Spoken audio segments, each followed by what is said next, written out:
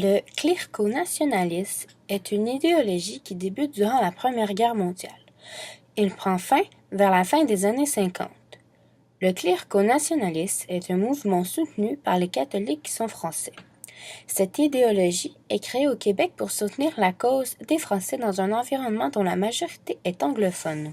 Pour partager ce nouveau mode de vie, ce nationalisme est divulgué par deux revues, Le Devoir et l'Action nationale, qui sont créées par les deux porte-paroles du mouvement. Ces revues ont d'immenses influences sur la population. Henri Bourassa était un homme politique québécois. Celui-ci est né le 1er septembre 1868 et mort le 31 août 1952 à Montréal. Il a eu 8 enfants avec Marie-Alexiana Baudry. Le clérico-nationalisme met de l'avant le mode de vie rural. Elle protège la religion catholique et la langue française. Les valeurs traditionnelles sont mises de l'avant. Par exemple, tout ce qui est soumission de la femme, son infériorité et l'autorité absolue de l'homme en fait partie. De plus, le mode de vie d'agriculteur est aussi mis de l'avant. Bref, les valeurs canadiennes-françaises sont mises de l'avant. Le 13 octobre 1899, il quitte son pays pour rétorquer la politique de Laurier envers sa prise de décision sur la guerre de Boer. Il était contre la décision que Laurier a prise, c'est-à-dire d'envoyer les volontaires aider l'Angleterre dans cette guerre. Cet homme est un nationalisme canadien-français, il défend les droits de ces Canadiens nationalistes. En 1910, Henri Bourassa créa le journal Le Devoir pour représenter la position des Français sur les débats politiques. Le Devoir est encore aujourd'hui un journal qui exprime sa propre opinion par rapport aux débats politiques actuels.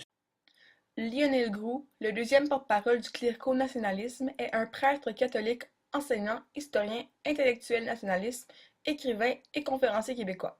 Il est né le 13 janvier 1878 et il est mort à l'âge de 89 ans. L'Action nationale est une revue mensuelle publiée au Québec. Elle diffuse des analyses critiques traitant des réalités sociales, culturelles, linguistiques et économiques.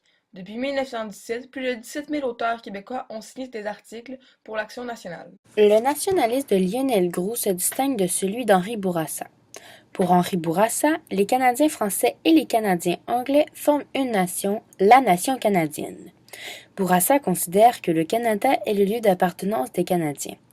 Selon Lionel Groulx, seuls les Canadiens français forment une nation, puisqu'ils sont issus d'un même peuple établi sur un territoire commun à l'époque de la Nouvelle-France et qu'ils partagent la même histoire. Pour lui, et pour ceux qui partagent sa vision du nationalisme, la province de Québec constitue le principal espace politique apte à garantir la protection de l'identité canadienne-française. Malgré leurs différences, les porte-paroles ont un point en commun. Tous deux se sont battus pour l'avenir du français.